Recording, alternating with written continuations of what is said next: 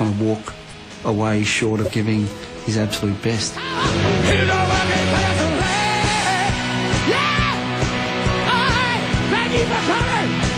Fucking great!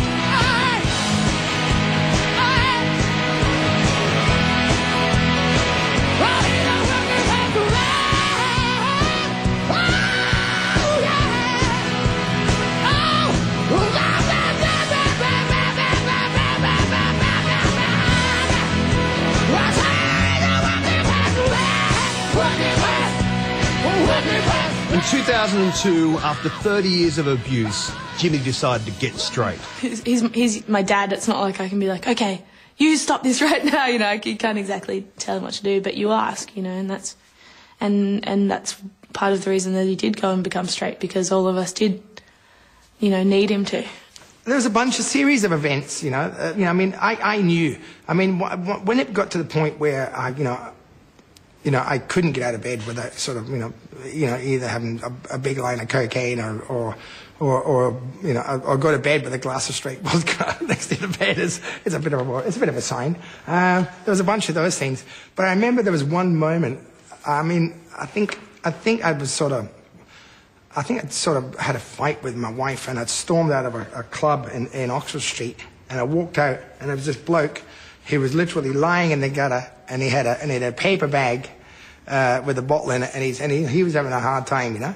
And he looked up at me and he went, "Barnsey, you don't look well, mate." And I thought to myself, this is somebody talking to me. Somebody's trying to tell me something here, you know. So, I just figured, I better quit before something horrible happened. And like I say, it was the best thing I did, and I really don't miss it at all. I think, a lot of people, you hear, because, you hear about a lot of addicts and alcoholics and stuff like that who just sort of go, oh, just one more taste or one more.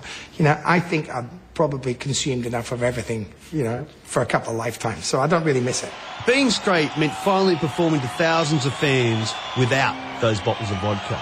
I was really scared about doing things, on sober and straight, and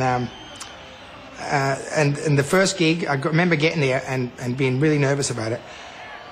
And physically, to sing and to do it, it was so much easier. I suddenly realised that I'd been sort of nobbling myself for the last, 30 years. The instant Jimmy became clean, it was like, all I can say is, it's like the greatest hits, It's like all the things that you love about him without, any other bits and pieces. The singing's just got drastically better and better and stronger and louder. If you could possibly imagine, it actually got a lot louder.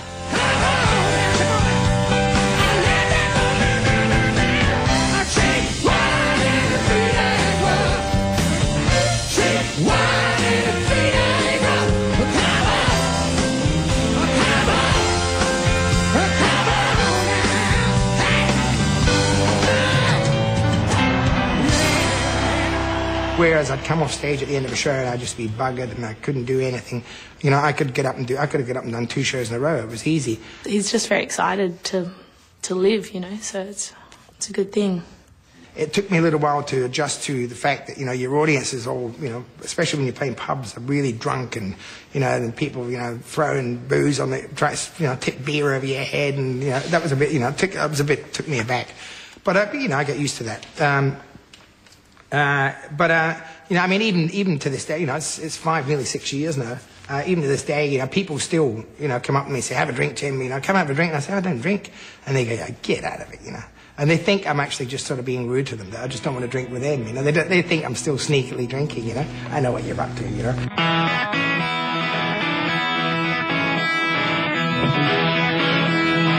In 2005, Jimmy had another #1 album, taking his collective total to 14. Double Happiness was an album of duets with everyone from Jimmy's Kids to The Living End and Dallas Crane.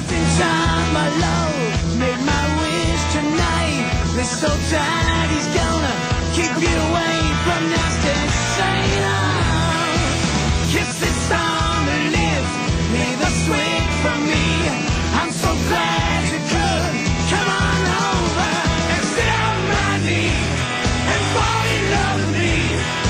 Hey, it's alright, I can see you all night. Double Happiness was something that,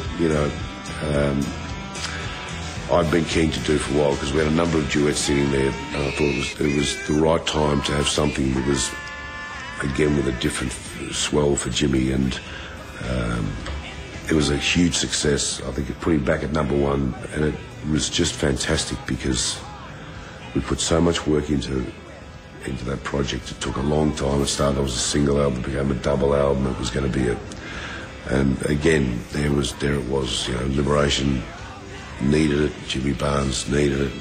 It happened, and it was just another real success story.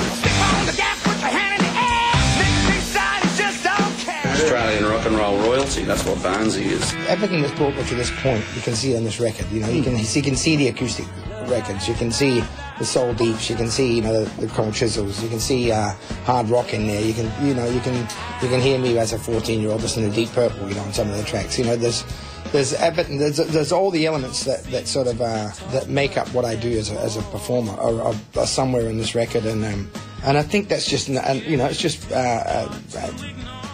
I hate to say it's getting older and being you know, knowing what you do and just sort of, you know, I'm a lot more focused on what I do as a singer now, and a lot more you know, in control of what I do. If I only paid attention. A career spanning more than 30 years, more Australian album sales than any other artist, a 50th anniversary box set. What's next for Jimmy Barnes? Future's looking good, and I'm feeling very confident, and you know, I'm feeling really inspired. I think there's a lot left in that voice of his. It's really good to you know, to get to this point in my life, in my career, and just feel like I'm starting off. Jimmy Barnes is one of my favourite people in the whole world,